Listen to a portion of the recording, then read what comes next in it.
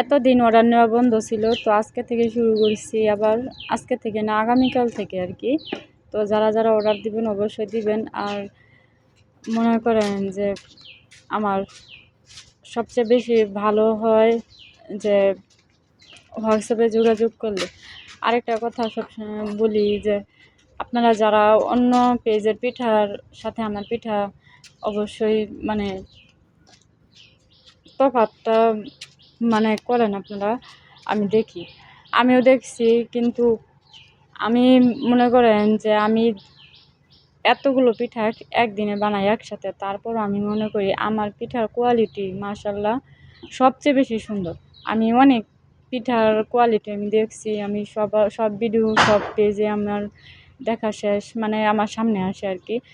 যেটা নিয়ে কাজ করে ওটাই কিন্তু আসে, এটা কিন্তু কোনো কথা না, মানে দেখা লাগে না, এমনিতেই আসে।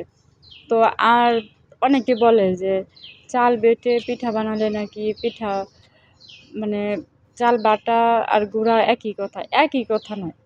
আপনি অবশ্যই আপনি ভালো মনোযোগ দিয়ে আপনি একটা জিনিস আপনি বেটে একটা পিঠা বানিয়ে দেখবেন আর গুঁড়া দিয়ে একটা পিঠা বানিয়ে দেখবেন, ফুলার পরও এর তফাৎ কিন্তু অনেক।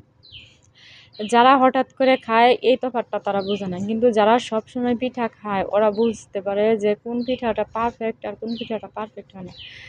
আর সুতরাং আমার এই পিঠাগুলো সবগুলো পিঠা কিন্তু আমি বেটে বানাই, এই জন্য আমার পিঠার কোয়ালিটি যেরকম আপনার পিঠার দামটাও সেরকমভাবে নিতে হবে। তারপরও আছে যে নিলে সেটা হচ্ছে আরেক ব্যাপার। তো সেটা মিলে দুজনের ক্ষেত্রেই ভালো, যে নিবে তার ক্ষেত্রেও, যে বিক্রি করবে তার ক্ষেত্রেও ভালো। তো আমি মনে করি যে পিঠা সবসময় পিঠা বেটে বানালে পিঠাটা বেশি সুন্দর হয়, তাই না? আমি এটাই ভাবি। তো এই জন্য আমি সবসময় বলি যে আমার সাথে অনেকে তর্ক করে, আমি বেশি তর্ক পছন্দ করি না আর কি, বেশি কথা বলতে পছন্দ করি না। এই জন্য আমি বেশি আমি কাটাকাটি করতে চাই না। তো যার ভালো লাগবে নিবে আমার কাছ থেকে, যার ভালো লাগবে না নিবে না।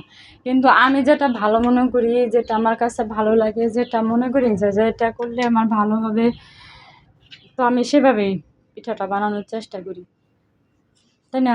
এটা সবার ক্ষেত্রে। যাই হোক, আজকে থেকে অর্ডার নেওয়া শুরু হয়েছে, আর অবশ্যই যে নেবেন যোগাযোগ করবেন। আর ধন্যবাদ সবাইকে এত ভালোবাসা দেওয়ার জন্য।